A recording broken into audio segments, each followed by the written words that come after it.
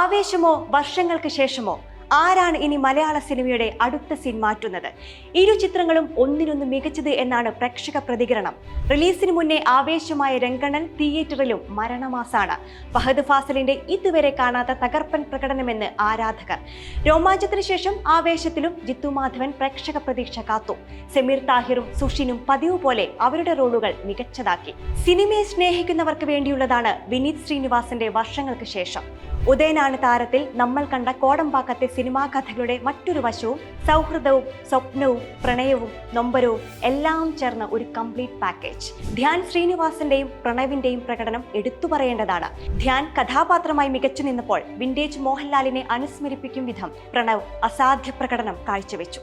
നിവിനും ബേസിലും അടങ്ങുന്ന വിനീത് ശ്രീനിവാസൻ യൂണിവേഴ്സിലെ മറ്റ് താരങ്ങളും ഒന്നിനൊന്ന് മികച്ചത്. അമൃത് രാമനാഥന്റെ പാട്ടുകളും ആരാധകരുടെ ഹൃദയത്തിൽ തൊട്ടു. ഒപ്പം വിശ്വജിത്തിന്റെ ഛായാഗ്രഹണവും. അതേസമയം ഉണ്ണി മുകുന്ദന്റെ ജയ് ഗണേഷിന് സമ്മിശ്ര പ്രതികരണമാണ് ലഭിക്കുന്നത്. എന്തായാലും ഇതിൽ ഏത് ചിത്രമാകും വിഷു ബ്ലോക്ക് ബസ്റ്റർ എന്ന് കാത്തിരുന്ന് കാണാം.